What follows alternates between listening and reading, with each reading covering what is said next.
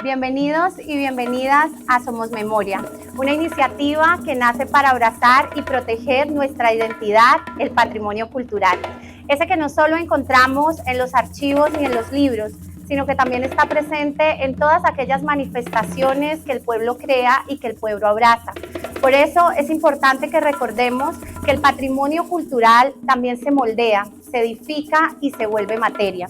Hoy, los monumentos son más que materia modelada, son el gesto detenido de historias que no quieren ser olvidadas. También son la danza del tiempo hecha forma. Y por último, cuerpos que permanecen en donde las palabras ya no alcanzan. Hoy la memoria toma cuerpo en nuestra querida Pollera Colorá, un monumento que no solo rinde homenaje a la cumbia, sino que también nos recuerda la alegría de un pueblo que resiste y que se expresa desde su cultura.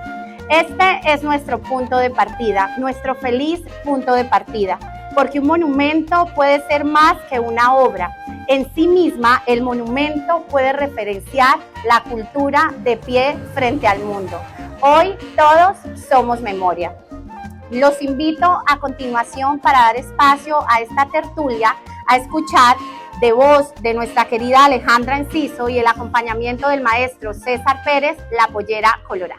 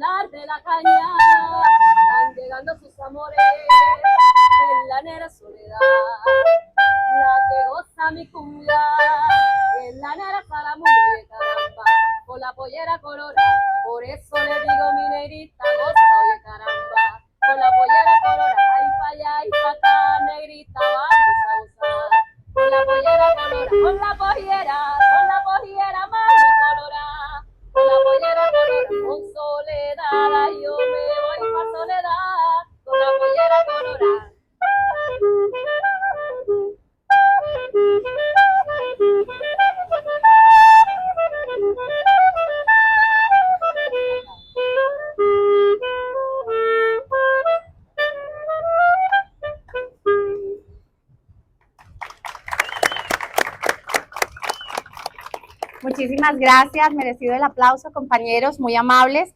Ahora vamos a dar la bienvenida a una persona muy importante, que es la mente creativa detrás de este monumento de nuestra querida Pollera Colorá, el maestro Jaime Alfonso Arroyo Viana, más conocido con cariño como Jimmy Arroyo.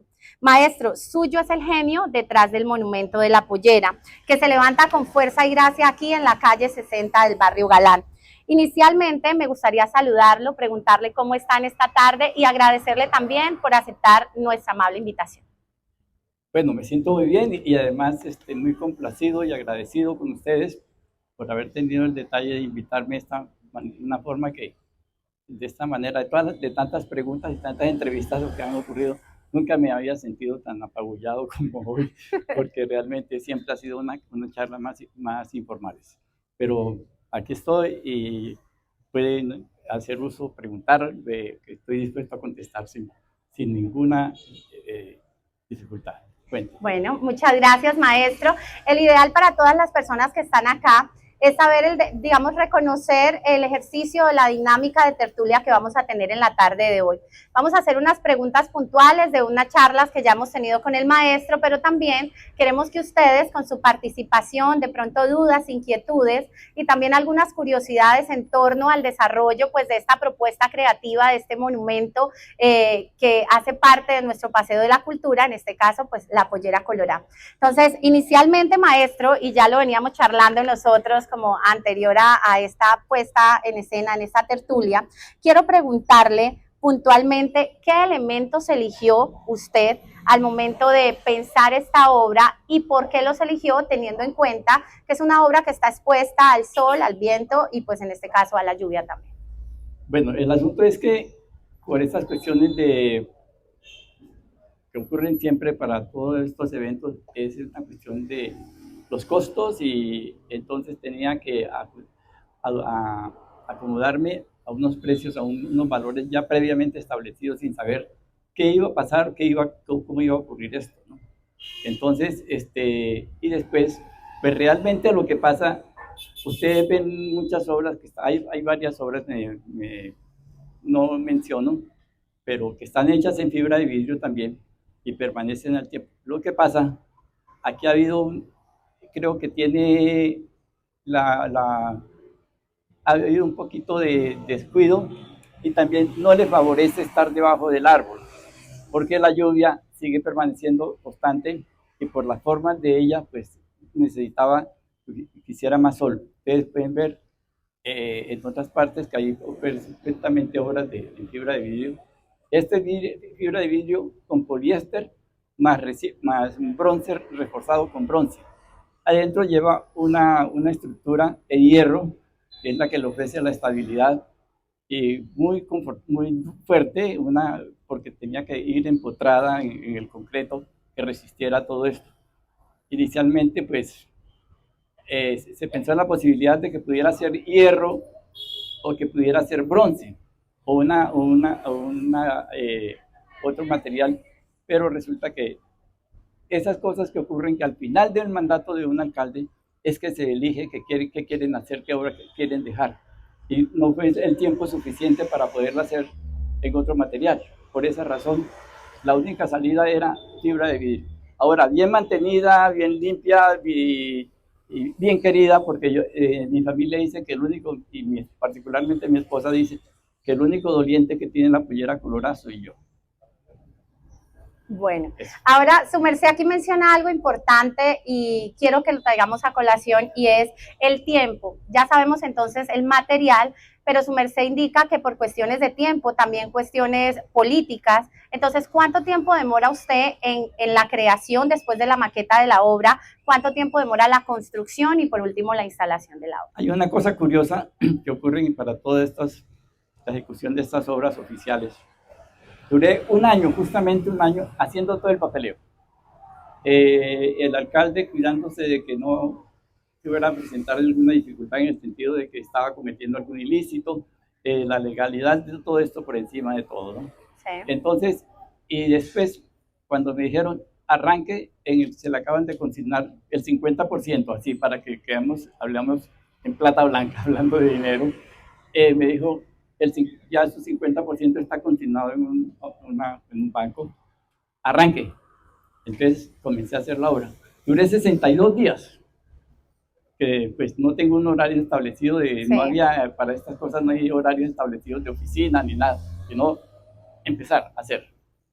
Y la obra pues en 62 días la concluí. En el patio de la casa donde vivía, o sea, es una casa mía, pero se presentaban, era el sitio más cómodo, pero tenía una dificultad que por el tamaño no pasaba por las puertas. Por la puerta para estar. Eso bueno, y ya que su merced menciona lo de los 62 días en casa, también le quiero preguntar, ¿este proceso, digamos, creativo fue modificado? Es decir, ¿la pollera que conocemos hoy en día fue pensada inicialmente de otra manera? Pues yo pensé en un momento, voy a hacer esto, pero como te digo, no sabía en la capacidad de cómo era porque hablar de una cosa, tener una casa, es saber cuánta plata tengo para invertir en construir una casa. Sí. Esto es igual. Entonces, esa expectativa, hice tres maquetas. No ve que venga porque se le ocurrió a usted ya porque usted es un genio. No, sí. Nada de eso. Hice tres maquetas, las dos primeras fueron rechazadas. Por una razón, porque este señor alcalde quería que tuviera más vuelo, que fuera más grande realmente, porque de pronto era una cosa como dice ñapanga, ¿no? Esa palabra que es muy ñapanga. Entonces necesitamos una cosa grande y tal.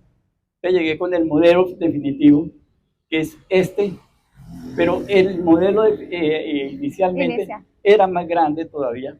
Al escoger era más grande, pero hubo una intervención de un ingeniero civil y un calculista diciendo que las brisas en Barranca hacen esto, que el otro. Yo defendía una situación de que estuviéramos viviendo a la orilla del mar, ¿no? Sí. en Barranquilla o cualquier otra ciudad costera. Entonces, pero no, eso ocurrió. La altura inicialmente, su merced me decía que obedece de pronto el tamaño de la obra, obedece también pues a digamos, a este criterio del ingeniero. ¿Cómo la tenía pensada inicialmente? Ya definitivamente cuando quedó 3,25, sí. Hay una cosa para entender, ¿no? Este espacio es amplio y tenía, cuando se hace una escultura, si uno lo hace con un criterio serio sobre lo espacial, que es la obra, las esculturas, sin espacio no existen esculturas. O sea, pueden poner ahí cualquier cosa y no se va a tener notoriedad. Entonces había que pensar. Siempre hay una teoría o una cosa para aplicar en la escultura, es la relación con el espacio, con lo que tenemos, qué casa nos queda al lado, con quién es mi vecino. Entonces ocurría eso. Yo estimé que podía ser el tamaño y la estatura y la altura del pedestal fue determinada ya después porque no podíamos, porque había también otro inconveniente. Ese árbol no se podía mover. Se pudieron quitar muchos árboles, pero menos ese, porque es una especie protegida y por eso y lo otro. Pero inicialmente, en la forma más primaria, más primitiva, para decir, que se pensó cuando se dijo, qué bueno hacer la pollera colorada, era ya en la puerta donde está, en la esquina de la punta del Paseo de la Cultura. Del Paseo de la Cultura, hacerlo donde está el Club de Leones. Pero después me dijeron que no se podía hacer ahí, porque hay un inconveniente. Por aquí pasa la red de alcantarillados mayor, el alcantarillado, el dominante aquí, el grandote de una tubería muy grande, y había que tener unas consideraciones especiales por eso.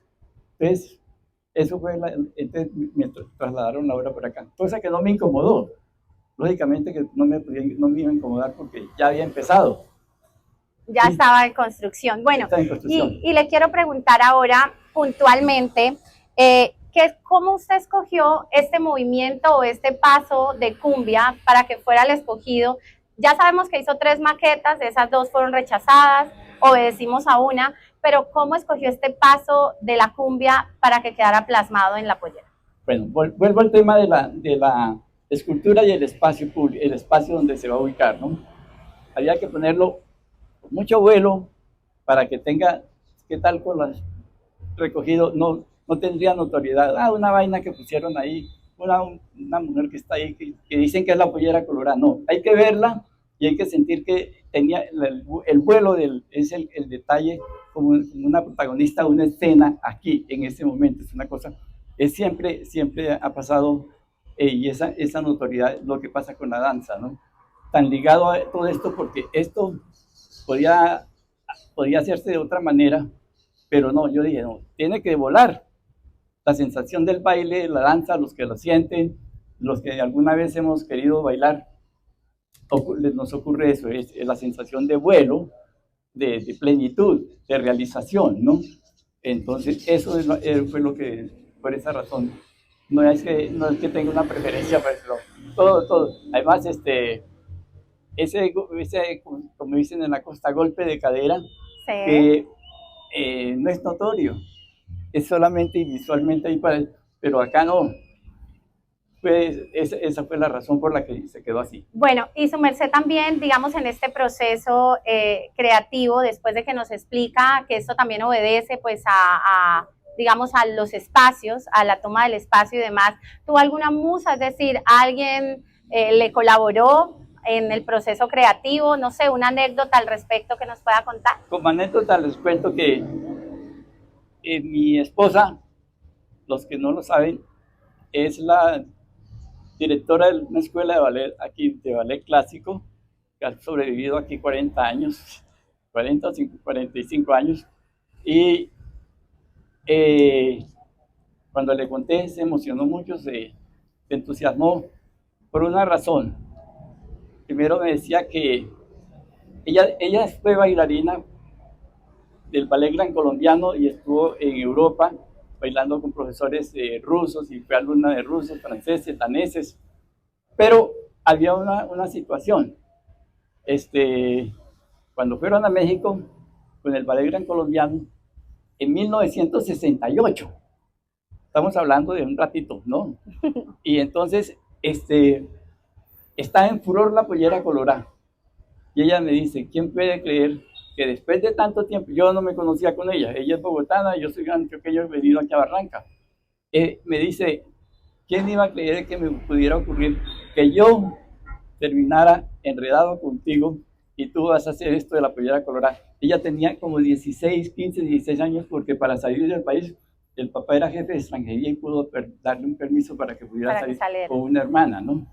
Dice que en México era el furor, y uno todavía se encuentra, me siento aterrado de oír que un cantante peruano como Juan Carlos Flores, el tenor, interpreta en un concierto que hace 2 veces, interpreta la pollera colorada. Qué bueno que pudiera difundirse ese video, y dice uno, no lo hicieron los colombianos, lo hizo un peruano.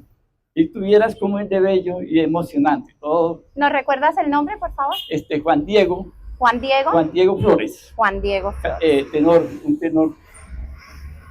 Es de grandes obras operáticas, ¿no? Bueno, en el mundo. Entonces tu esposa fue también eso, y además de eso, ahora póngase esta pollera y empieza a hacer giros y a tomar fotos. ¿Sí?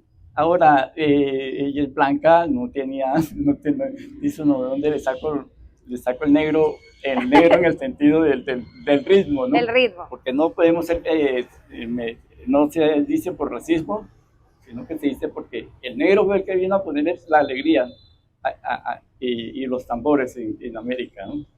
Decía Zapata Olivella, que si en Europa, o sea, que si la música en Colombia o en América Latina no tuviera tambores golpeados, no con instrumentos, con palos como en Europa, sería un continente triste. El tambor llena todos los espacios también dentro de la música, ¿no? Entonces mi esposa pues me ayudaba colaboró con el proceso. Colaboró y me dice, mira, y parece ahí que es así, y era muy fácil para ella, y había vivido. Claro, porque también está en la cuestión de la danza. Bueno, aquí un dato importante para las personas que están aquí con nosotros, y es que en las charlas que hemos tenido con el maestro, es un gran lector. Entonces, generalmente, pues siempre todas estas historias están enriquecidas también por esta línea literaria y artística también importante en estas tertulias de Somos Memoria, que nos permiten de pronto tener un panorama más completo de todos nuestros bienes muebles y de nuestro patrimonio cultural. Bueno, maestro, esta pregunta es como más personal. Posterior a la terminación de la obra, ¿cree que cumplió con sus expectativas de creador? ¿Cree que la obra refleja lo que usted quería mostrar o enseñar a través de ella? Creo que sí, y creo que sí, sí. No es que lo tengo que creer, es que sí, porque realmente yo me he quedado sorprendido. Ha llegado gente desde un grupo que vino de Chile, vino de la Argentina, de América Latina, que estuvieron por acá. Yo entonces era docente de la Universidad de La Paz y me dieron, esa tarde me dieron, o esa noche, porque era en la noche de la clase, me dieron el permiso para que viniera a acompañar a esa gente.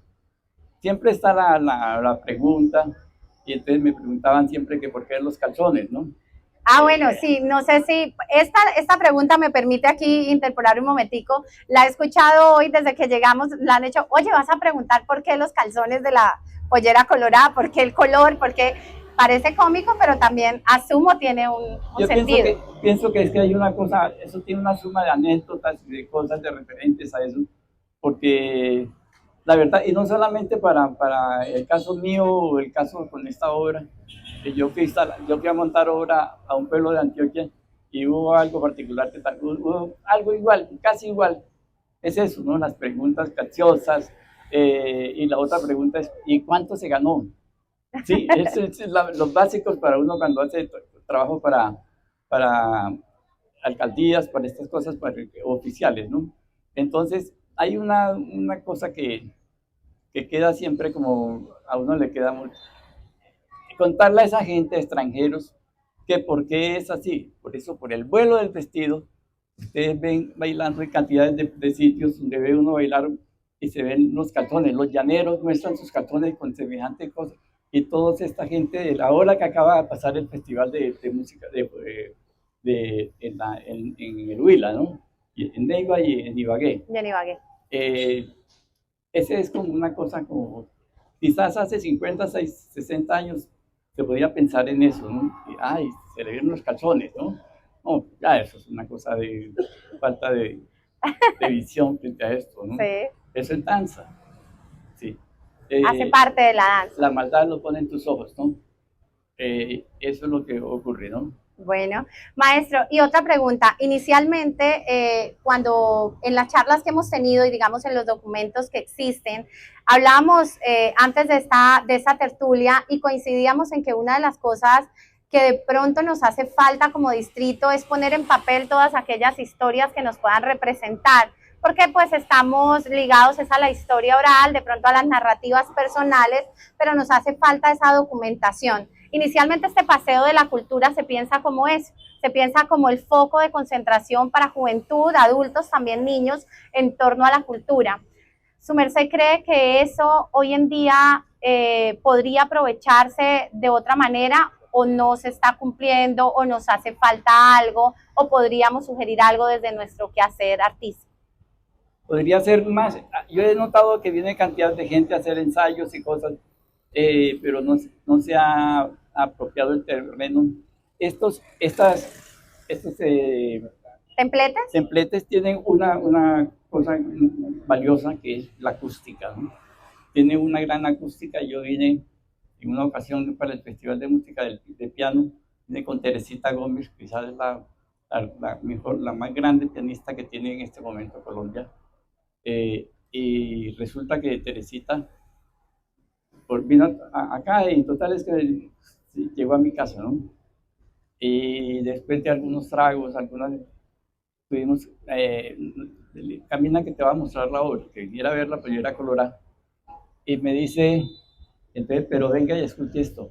Entonces me paré en la mitad, allá pueden hacerlo en cualquiera de esos templetes. Me paré en la mitad y golpeé con el pie. ¡Pum! Y esa es la acústica, es excelente. Y me decían, ¿cómo hago para traer mi piano y meterlo aquí y dar mi concierto mejor acá? Pienso que musicalmente hubiera sido muy rico tener más espacio en un templete, eso, con una acústica como la que tiene, en otro espacio más generoso, más amplio, ¿no? Más amplio. Sí. Para el aprovechamiento. Sí, claro. Cultural. Bueno, ahora quiero hacerle una pregunta antes de pronto dar paso a las personas que nos están acompañando para interactuar. Quiero hacerle una pregunta respecto a esas anécdotas. Su merced me mencionaba algunas, por ejemplo, me mencionó la anécdota de la placa, como decían, bueno, pero usted es el autor y no está ahí, y otras anécdotas de pronto en referencia a la creación de este monumento. Su merced me podría comentar una que recuerde con gracia, con dolor, con tristeza o quizás con alegría. Bueno, una que me parece que en cualquier parte hubiera ocurrido igual, ¿no? En el momento que estaba maniobrando la obra, pues por el tamaño, y venía en una cama baja, una plataforma, y se va a bajar, se agarra con los lazos para amarrar, y cuando se levanta, empezó a orinar para la gente, ¿no? Sí. Resulta que había estado un tiempo, en tiempo de construcción en que no se había terminado la obra. Estuve 1 o 2 días que llovió mucho y se cayó agua, se llenó agua, pero el agua yo no la percibí.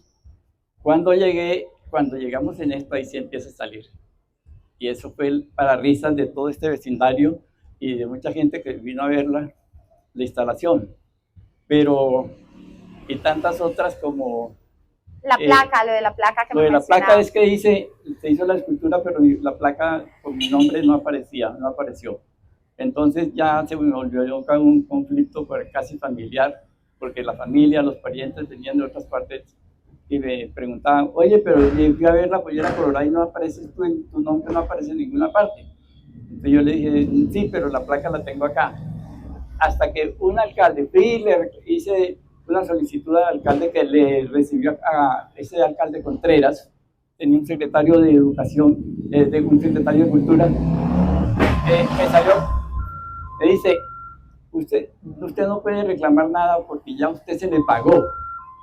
Él no entiende qué es el valor intrínseco que tiene la obra. Claro. El pensador de Rodin es de Rodin no porque Rodin sea un pueblo, porque es que el apellido de él es Augusto Rodin, el nombre y apellido. Entonces no podían poner la pollera de Arroyo, ¿no? Tampoco sí. Estaba esperando eso, pero que tuviera siquiera la gentileza de decirme, hombre, qué pena, o no, me escribo así directamente. ¿Usted que viene a reclamar por eso si ya eso se le pagó? Y muy bien pago. Entonces yo le dije, bueno, gracias. Para no entrar en discusiones tan torpes con una... Dije, no, hasta ya no, yo tengo el límite con eso. Y bueno. ¿Y cuánto tiempo pasó desde, digamos, que la obra se sitúa y la ubicación de la placa? ¿Cuánto tiempo pasa aproximadamente? Pasó a la administración de Contreras, otra administración de Alguien otra administración, y cuando vino Darío Echeverry, lo primero que cuando le consultaron una amiga, me valí de la amistad de una amiga, que es amiga de él, le dije, y ella le comentó, y me dijo, si no tenemos que pagar nada nosotros, que lo haga cuando quiera. ¿Cómo le parece? Entonces yo dije, bueno, lo puse por mi cuenta, de mi cuenta, ¿no? Llamé a un obrero y le dije, venga, vamos a hacer esto, y por eso permanece ahí. Ah, bueno. Bueno, aquí tenemos dos anécdotas. Antes de pasar a escucharlos a ustedes, quiero hacerle una última pregunta, pero creo que es necesaria cuando hablamos de identidad y hemos tenido de pronto con gran parte de nuestros asistentes en algunas ocasiones charlas respecto a que si nuestro territorio tiene una identidad consolidada o que si todavía Barrancabermeja le hace falta nombrarse a sí mismo. Su merced, ¿qué piensa del tema? Yo creo que sí le hace mucha falta, ¿no? No hay muchas cosas que hacen falta y uno puede explicarse por qué, bueno, más toda una situación que elementos políticos que funcionan que tienen de mucha notoriedad aquí en Barranca, más otras cosas, más la carencia de instituciones que representen una escuela de arte, una escuela sobre el pensamiento, que es lo que no tenemos. En Barranca, cualquiera de ustedes puede preguntar de dónde es fulano de tal, que es un pintor barranqueño, sí, pero ¿qué tuvo que hacer? Él no es aquí, no como en Bucaramanga, que hay dicas, que hubo dicas, yo no sé si hay dicas, y entonces una serie de cosas. Ya hay universidades con una facultad de arte. Entonces a Barranca le faltan muchas cosas, como por ejemplo tener una banda municipal, tener siquiera un amago de museo, pero ¿qué tiene para mostrar? ¿Qué tiene para tener? A mí me han solicitado y me han visitado y me han dicho, oiga, ¿por qué no se lucha por este espacio? ¿Qué tal esto? Yo digo, ¿y qué vamos a mostrar allá? Entonces, hay eso más lo otro. Barranca es una ciudad relativamente joven. Es una ciudad joven, es muy joven Barranca, porque ¿cómo puede tener... Bucaramanga nos lleva 250 años de diferencia, creo que son, y tantas ciudades como Medellín y todo eso. Pues, pero aquí no, aquí también el componente ha sido de que muchos tropiezos y el concepto para los espacios para la cultura son muy poquitos. Son muy pocos. Y hay una cosa para contarle. Cuando yo vine aquí a Barranca, yo estudié aquí en Barranca, estuve en el Diego Hernández, estoy egresado del Diego Hernández, pero cuando regresé, pues dije, no, aquí yo me fui para Bogotá, estuve entre Bogotá, Medellín, Cartagena, y cuando regresé dije, no, me voy para Barranca a hacer lo que sea. Y yo llegaba a librerías, a papelerías, estaba La Garantía, estaba Universo, estaban todos esos, y a preguntar por un papel especial, un Dures o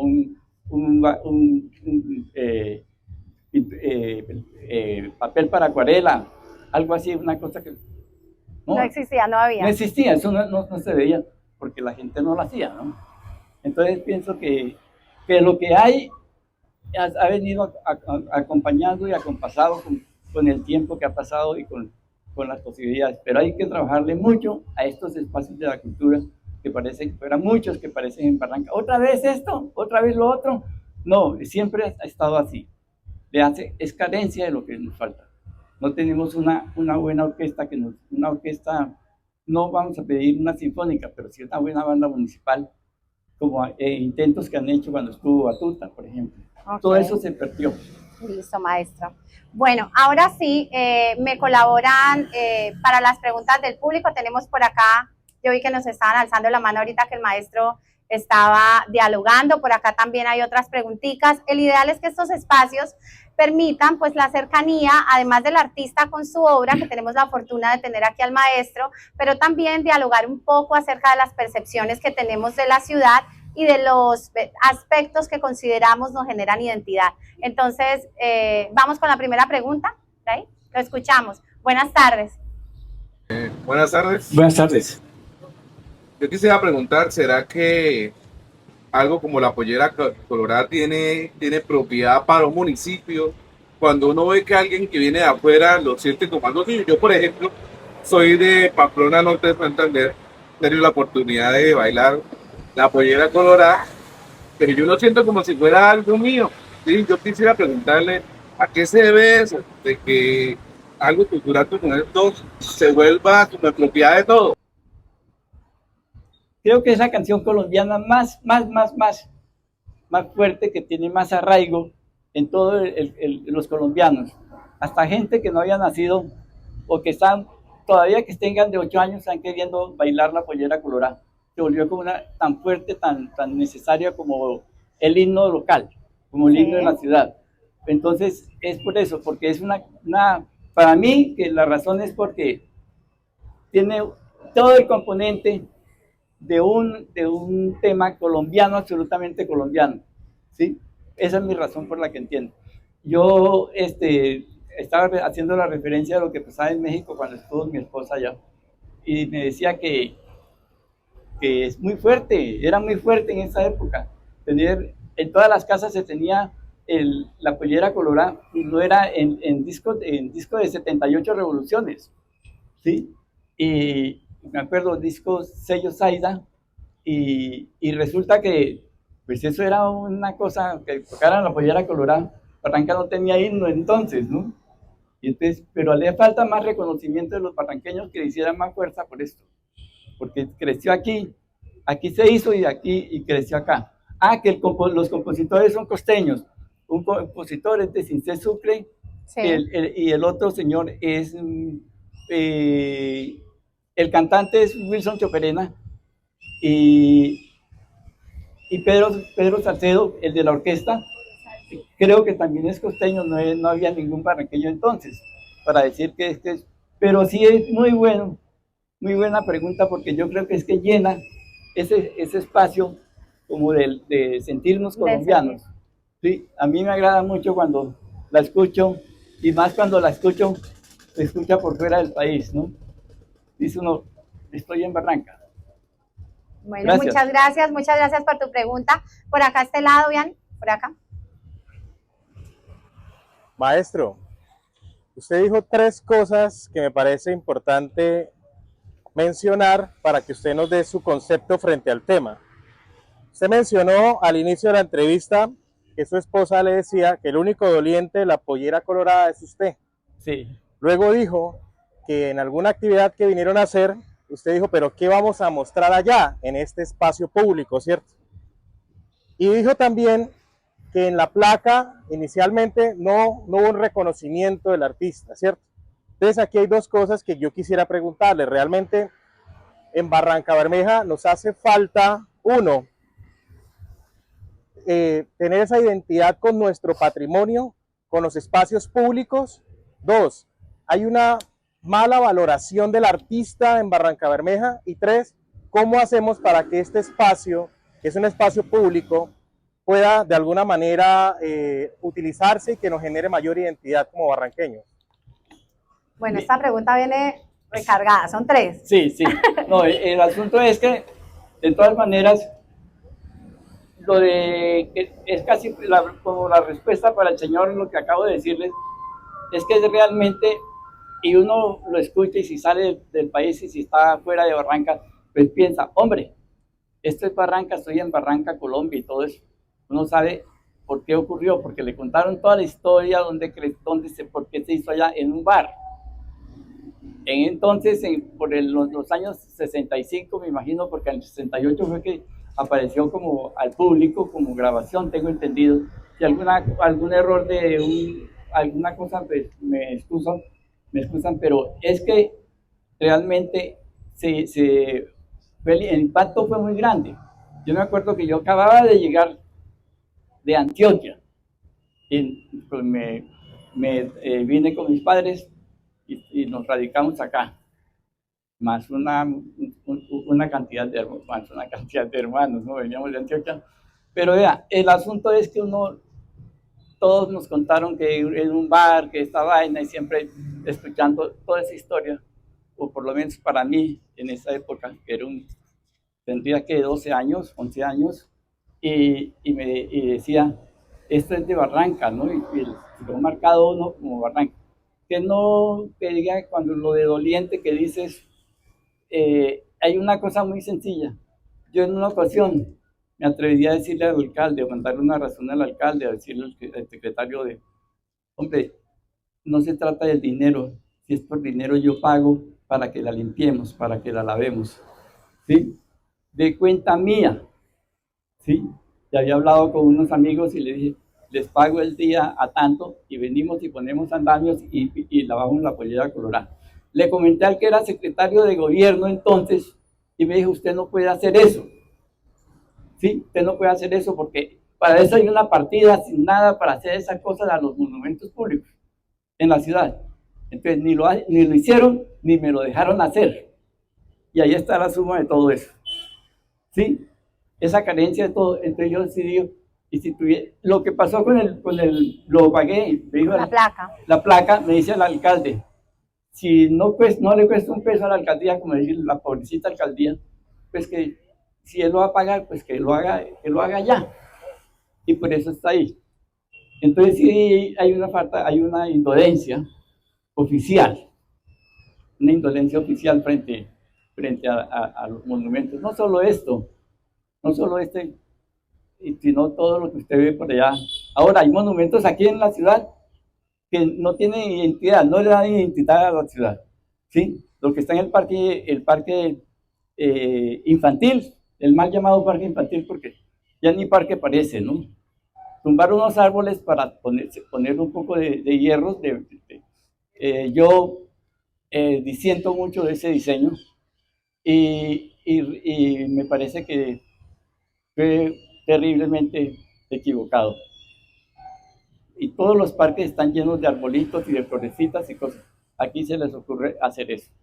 Lo que hicieron en el Parque Santander ahora allá abajo está por la misma situación, porque no buscan una persona que les diga, mire, oriéntense así, miren esto significa el Parque Santander, Francisco de Paula Santander.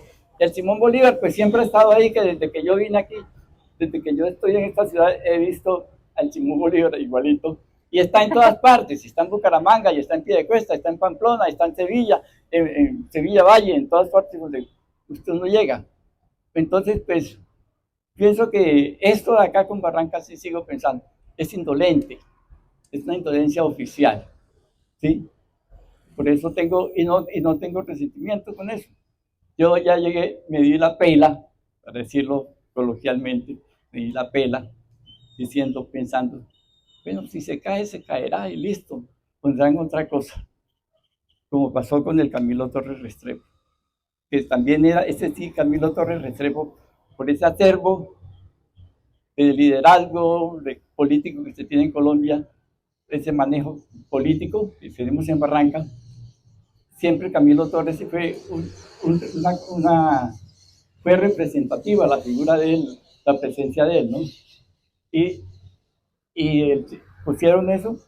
Yo instalé la obra no la hice yo, la obra es de Dagoberto Huiza y se montó, y cuando se fue a montar me pidieron, bueno, usted el que sabe de esto, venga y la instalamos, me la instala. Pues era ocurría que se hacía una fundición monolítica, significa que desde que se empieza a vaciar no da espacio sino para hasta terminarla. Entonces, esto también se quedó ahí, porque el Camilo Torres que tienen es así, este tamaño, y usted no lo puede identificar desde tan lejos, ¿no? Usted no ve Lo que hablaba su merced de las dimensiones también y del la espacio. dimensión, porque no hay un estudio sobre ese Camilo Torres, porque me estoy saliendo del tema. Medía 1,50. Los que lo conocieron, los que lo conocimos, la obra, y tenía una campera, como un militar, y tenía la mano derecha en el bolsillo y la izquierda en esta posición. El día anterior la instalé yo, y al otro día, el día de la inauguración, ya no tenía cabeza. ¿Sí? Entonces eso ha quedado así, y me acuerdo tanto que se inauguró y se decía con cabeza o con cabeza, Camilo está presente. ¿Sí? Y cosas así que nos carecemos de un poco de sensibilidad frente a eso, ¿no? De pertenencia, sentido de Porque pertenencia. sí, Camilo Torres fue para los barranqueños fue por su época, estaba yo también muy joven, muy latino, y recuerdo ese gustazo por saber que Camilo Torres estaba en Barranca. Bueno, maestro, muchas gracias. Antes de pasar a esta pregunta, vamos a hacer una precisión. Es importante, ya que tenemos aquí tantos jóvenes y muchos de nosotros que también, digamos, estas concepciones del tiempo y de estas historias. Entonces me voy a permitir leer un fragmento muy cortito de que a comienzos de los años 60 Barranca Bermeja vivía pues su época de oro y mucha gente llegaba pues atraída por la fiebre del petróleo, aunque no necesariamente toda la gente que llegaba pues trabajaba en el petróleo. Muchos trabajaban pues en actividades secundarias o terciarias que generaba esta fiebre. Y en este bar que su merced menciona, que se llama el Bar Hawái, que es donde se gesta toda esta bella historia, por allá atrás tengo unas personas que me dicen sí, o sea que la historia es como conocida por personas. Entonces qué chévere que los chicos también la habían escuchado. Chicos, ustedes no tenían conocimiento, bueno, entonces es un dato de cultura general. En el Bar Hawái, donde la orquesta dirigida por Pedro Salcedo, un músico nacido en Corozal, como nos decían por acá, en Corozal, Sucre, de la dinastía de los Salcedos, interpretó en el año 1960 por primera vez La Pollera Colorá, versión que inicialmente solo fue instrumental, lo que usted lo comentaba, y que fue compuesta por Juan Madera Castro, clarinetista de la agrupación. Y dicen que tenemos a la musa, que es una mujer llamada Mirna Pineda, alias La Morena Maravillosa. Entonces ahí como un dato importante. Vamos con esta pregunta para ir encauzando la conversación. Bueno, muy buenas tardes, maestro, ¿cómo está? Buenas tardes. Mi nombre es Orlando Flores, soy caricaturista y artista plástico también de aquí de la ciudad y quiero hacerle la siguiente pregunta. ¿Cuál cree usted que es el papel de los artistas pues en el cambio de paradigma que estamos viviendo hoy en día aquí en Barranca Bermeja? Creo que no solamente aquí en Barranca, sino en todo. Ese es un concepto casi, digamos que universal, ¿sí? Se ha perdido, hay unos valores de educación, hay unas cuestiones referente a la información, sobre todo a la información. Se dice que el estudiante tiene una información, pero no tiene el conocimiento, que son dos cosas bien distintas, ¿no? Entonces, cuando no se tiene eso, pues no, yo supe tal cosa y esto es como extraño que uno diga, bueno, yo veo gente que está bailando allá en las calles y pasando el sombrero, pero eso ocurre en todas partes, pero ninguno sale a bailar La Pollera Colorá, porque eso poco, y tendría que ponerse un vestuario para bailar eso. En cambio, hay una sociedad que está muy levantada en la informalidad, ¿no? Entonces toda esa informalidad ha creado que no necesariamente para bailar tengo que ir muy bien vestido, ¿no? O tener un uniforme, una cosa que, como lo que pasa en Neiva y en Ibagué, o que lo que pasa en las cumbiamberas en Valledupar. En todas partes no, esto no, como es una cuestión, yo pienso que es un problema universal, no es problema. Así se cambia digamos que para decirlo de una manera, la civilización ha cambiado, la cultura ha cambiado de un momento para otro, y no nos dimos cuenta en qué momento. Yo soy no pienso cosas terribles de eso, pero hay gente, por ejemplo, usted ve en Nueva York los que bailan, Y eso no lo hacen neoyorquinos, eso lo hacen normalmente gente que hay muchos desplazados y mucha gente que venida de cualquier otra ciudad. Inmigrantes también. Sí, entonces es eso. Y si lo ven en Italia también ya no es novedad para ellos, ¿no? Eso es lo que pienso. Yo no soy, no veo, negativamente no veo eso. Yo creo que son cambios de la cultura y hay que aceptar que eso va a ocurrir, está ocurriendo y muchas cosas van a ocurrir. Con inteligencia artificial que no se podrá hacer. Muchas gracias, maestro. Si se mira, para mí en lo personal, mi opinión personal, si se ve como el gran arte, el arte que conocemos desde el sinfónico, de la música, la gran pintura, es una cosa, eso es un trabajo muy individual, no hay como una marca, uno te diga, yo digo que no, eso es, mire el fenómeno que ahora lo acusan de machista, sexista y todo eso a Pablo Ruiz Picasso, ¿no? Entonces dice uno, los fenómenos culturales se presentan y el compromiso siempre ha sido el mismo, ¿sí? Uno oye desde reggaetoneros hasta la gente cantando, haciendo otros temas mucho más como clásicos y encuentra que también siempre habrá ese componente de que la sociedad debe mejorar, de que nos atiendan, entonces el compromiso siempre, un artista siempre está comprometido en cualquier actividad que haga, es un compromiso que debe adquirirse, ¿sí? Yo lo tengo muy claro hace mucho tiempo. Es más, el tema ecológico está implícito en toda una serie de situaciones que se están presentando, ¿sí? Frente a eso, pero yo lo acepto como es, como tal, acepto que es así. Bueno, muchísimas gracias, maestro. Quiero pedirles a ustedes que me colaboren, porque se lo merece y porque además estas conversaciones nos dotan de la posibilidad de reconocernos en nuestro territorio. Un gran aplauso para el maestro Jaime Alonso Arroyo, más conocido como Jimmy Arroyo. Agradecerles la gentileza de charlar con nosotros y de tomarse el tiempo de compartir sus ideas y también sus percepciones sobre identidad y sobre esta maravillosa obra, este monumento, este bien mueble, patrimonio de nuestro distrito de Barranca Bermeja. Ahora, pues ya que lo tengo aquí al frente, quisiera hacer un llamado especial a nuestro secretario de Cultura y Patrimonio, Alexis Guerrero, para que conversemos un poquito y centremos de pronto aquí a nuestros oyentes y a nuestro público frente a esta estrategia de Somos Memoria. Alexis, yo quiero de pronto que nos orientes y le cuentes aquí a las personas, esta estrategia de Somos Memoria va encauzada fundamentalmente o hacia qué.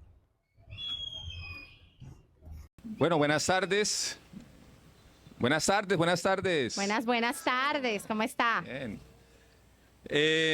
Primero agradecerles a todas y a todos por estar acá, muy especialmente a nuestros amigos de la Policía de Turismo por traer sus muchachos que están haciendo el servicio académico en el área de turismo, en el área de patrimonio. Eso es muy valioso para nosotros.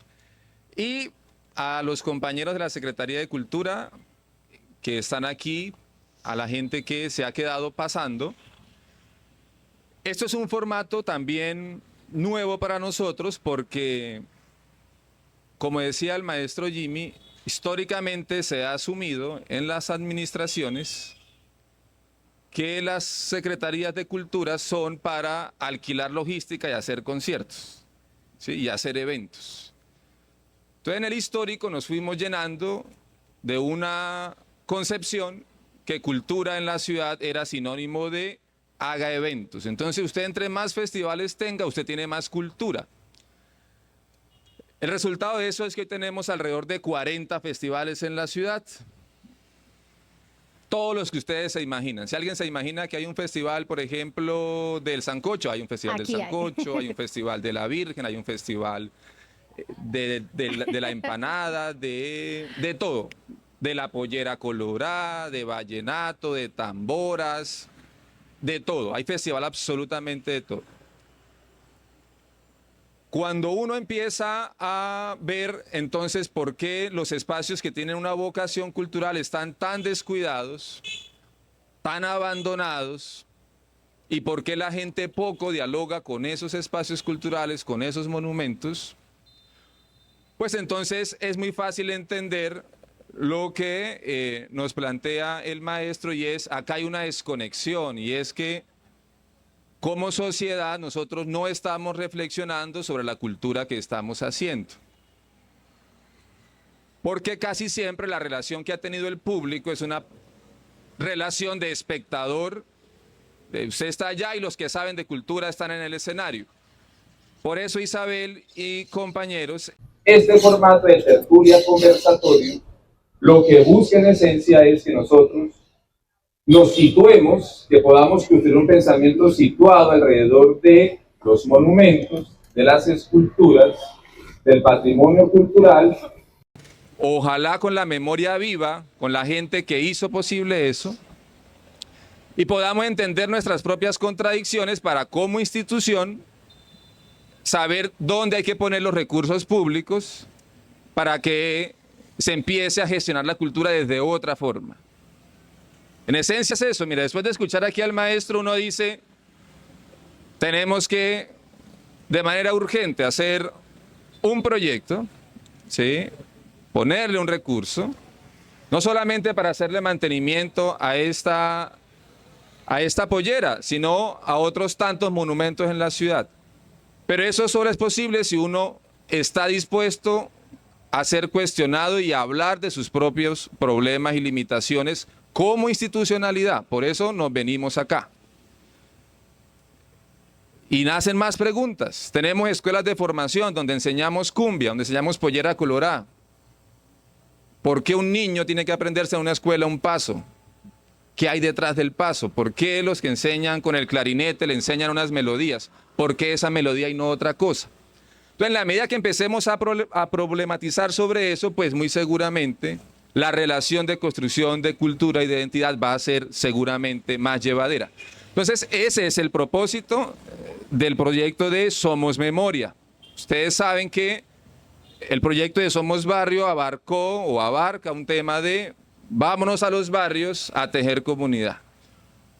La invitación de Somos Memoria es, invitemos gente, gestores culturales, ciudadanos, artistas, para pensar la cultura.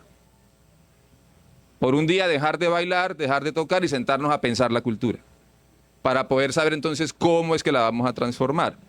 Entonces, hoy arranca este encuentro y vamos a hacer muchos más por otros monumentos, con un formato mixto, presencial, así, y de cápsulas audiovisuales tipo podcast, tipo video. En esencia, en resumen, Isabel, maestro, esa es la propuesta desde este formato. Bueno, importante antes de cerrar este espacio recalcar que nosotros como gestores, como artistas, como pobladores de este territorio hermoso, necesitamos construir a través de la palabra, y qué bonito que estas tertulias posibiliten el intercambio de ideas y de reconocimiento de los símbolos, ideologías y también de los artistas que adornan con su arte, con su belleza y con sus obras nuestro territorio.